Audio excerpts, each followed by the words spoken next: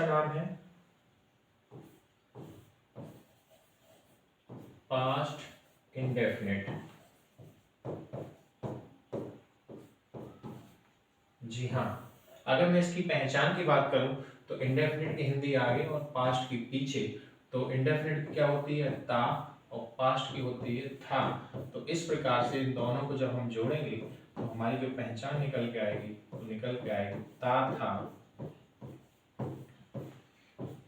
ती थी, ते थे, और साथ ही साथ में आ, ई और ए। जी हाँ, पास्ट इंडेफिनिट की जो पहचान होती है वो होती है जिन हिंदी वाक्यों के अंत में ता था, ती थी, ते थे, आ, ई, ए आदि शब्द आते हैं उन्हें पास्ट इंडेफिनिट टेंस कहते हैं।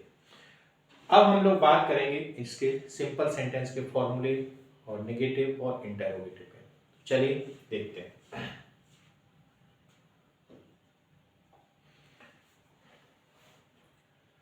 इसके पॉजिटिव का जो फॉर्मूला है वो फॉर्मूला है कि हम फर्स्ट ऑफ ऑल हम लोग लगाएंगे सब्जेक्ट को, फिर हम लगाएंगे वर्ब की सेकेंड फॉर्म, वर्ब की सेकेंड फॉर्म, एंड उसके बाद हम लोग लगाएंगे ऑब्जेक्ट। अगर इसके नेगेटिव सेंटेंस की बात करूं तो इसका फॉर्मूला हो जाएगा subject plus did plus not plus verb की फर्स्ट फॉर्म प्लस ऑब्जेक्ट। जी हाँ स्टूडेंट्स, इन दोनों फॉर्मूले में आपको विशेष ध्यान रखना है कि पॉजिटिव में हम लोग वर्ब की सेकेंड फॉर्म को यूज करते हैं और नेगेटिव में डिड नॉट के साथ फर्स्ट फॉर्म, डिड नॉट के साथ वर्ब की फर्स्ट फॉर्म का यूज करते हैं, और यहाँ पर क्या करते हैं? यहाँ पर वर्ब की सेकेंड फॉर्म का यूज करते हैं। अगर मैं बात करूं इंटेरोगेटिव की तो इसमें पहली कंडीशन है क्या है? जब हिंदी वाक्य के प्रारंभ में, जब हिंदी वाक्य के प्रारंभ में क्या शब्द हो, कौन सा शब्द हो? क्या शब्द हो। जी हाँ, कंडीशन को विशेष ध्यान रखिए, वाक्य के प्रारंभ में क्या है ना। तो हम क्या करेंगे, लास्ट वीडियो अगर आपने रेगुलर देखे तो आपको ये टेक्निक पता है कि अब हम जब वाक्य के प्रारंभ में क्या शब्द होता है तो हम अपने सेकेंड नंबर वाले को कहाँ ले आते हैं? आगे। तो हमारा जो फॉर्मूला बन जाएगा वो फॉर्मूला बन जाएगा did plus subject plus not plus verb की first form plus object and question mark. जी हाँ, अगर सेंटेंस में क्या भी दिया है और नहीं भी दिया है तो नॉट भी आ जाएगा और डिड आगे आ जाएगा, और अगर नहीं दिया है तो नॉट नहीं लगाएंगे। अब हम बात करेंगे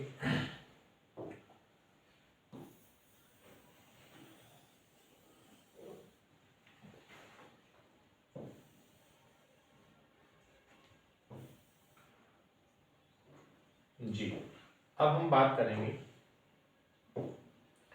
इसकी सेकेंड कंडीशन पे, और सेकेंड कंडीशन है जब हिंदी वाक्य के बीच में, कहां पर? बीच में प्रश्नवाचक शब्द हो। प्रश्नवाचक शब्द को हम इंग्लिश में बोलते हैं क्वेश्चन वर्ड। जी हाँ, जब वाक्य के बीच में, कहां पर? बीच में क्या दिया गया हो? प्रश्नवाचक शब्द यानी कि क्वेश्चन वर्ड दिया गया हो, तो क्या करेंगे हम? तो स्टूडेंट्स, आपको टेक्निक हमने लास्ट वीडियो में बताई है कि हम अपने सेकंड वाले को आगे लाते हैं और इससे भी आगे हम अपना क्वेश्चन वर्ड लगा देते हैं। तो चलिए, तो सबसे पहले कौन आएगा? हमारा आएगा क्वेश्चन वर्ड, फिर आएगा हमारा डिड, फिर आएगा सब्जेक्ट, अगर नॉट दिया है तो नॉट आएगा, वर्ब की फर्स्ट फॉर्म आएगी, एंड उसके बाद हमारा आएगा ऑब्जेक्ट, साथ ही साथ हम लोग लगा देंगे क्वेश्चन मार्क को। तो ये चारों फॉर्मूले जिनकी मदद से हम लोग अपने सेंटेंस को ट्रांसलेट करेंगे वो आपके सामने है, टेक्निक आपको बता दी मैंने। हमें ये दो फॉर्मूले याद रखने हैं, पॉजिटिव का और नेगेटिव का। बाकी इंटेरोगेटिव के हमें याद करने की जरूरत नहीं, बस हमें ये याद रखना है सेकंड वाले को आगे लाते हैं, और जब बीच में होता है तो सेकंड को आगे लाके उससे भी आगे क्वेश्चन वर्ड को लाते हैं। तो चलिए अब हम लोग एक सेंटेंस को लेकर इन चारों रूल्स को समझते हैं। तुमने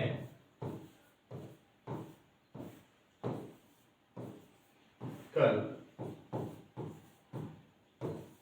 क्रिकेट मैच खेला था।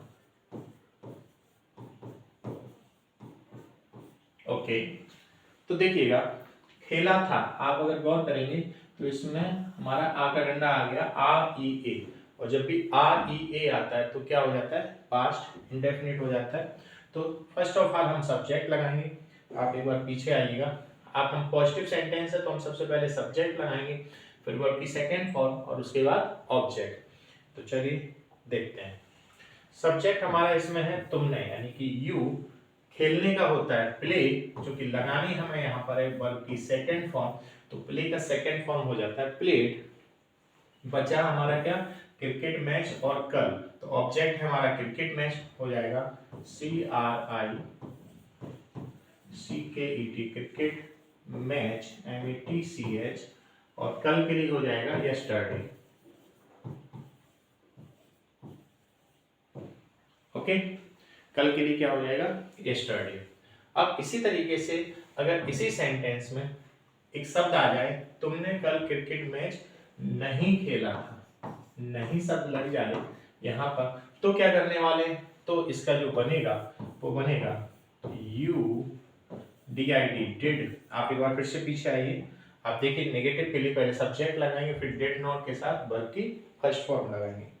तो चलिए यू डिड नॉट, और वर्ब हमारी है प्लेड, तो इसकी फर्स्ट फॉर्म प्लेड का क्या हो जाएगा, play cricket match yesterday. Next sentence क्या से स्टार्ट होगा, क्या तुमने कल क्रिकेट मैच खेला था।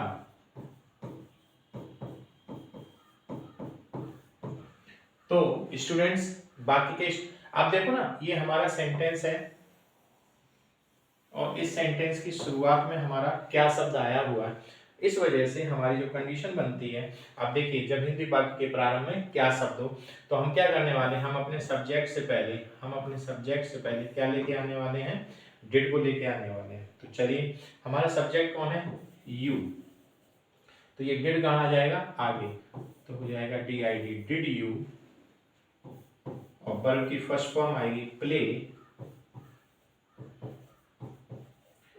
Cricket match yesterday and question mark. लेकिन अगर इसी सेंटेंस में नहीं भी दिया हो, जैसे क्या तुमने कल क्रिकेट मैच नहीं खेला था, क्या तुमने कल क्रिकेट मैच नहीं खेला था, तो नहीं शब्द आने पे हमारा जो ये सब्जेक्ट है, इसके बाद में हम लोग यहाँ पे क्या लगा देंगे, नॉट, और सेंटेंस बन जाएगा did you not play cricket match yesterday, did you not play cricket match yesterday. चलिए एक टाइप और रह गया है, देखते हैं। तुमने कल क्रिकेट मैच क्यों खेला था,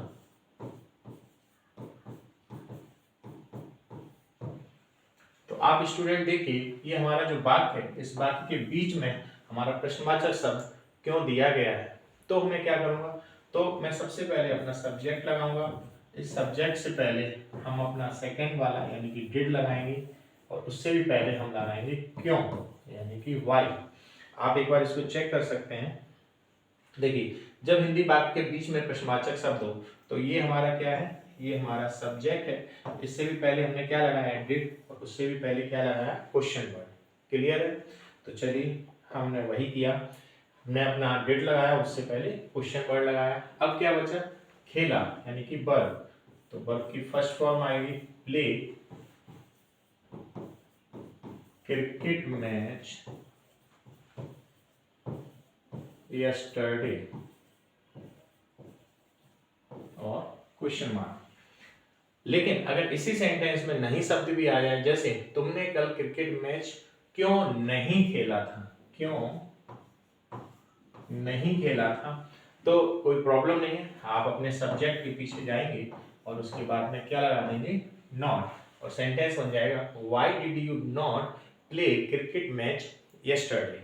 तो ये पास्ट इंडेफिनिट जो कि मैंने आपको यहाँ पर क्लियर किया।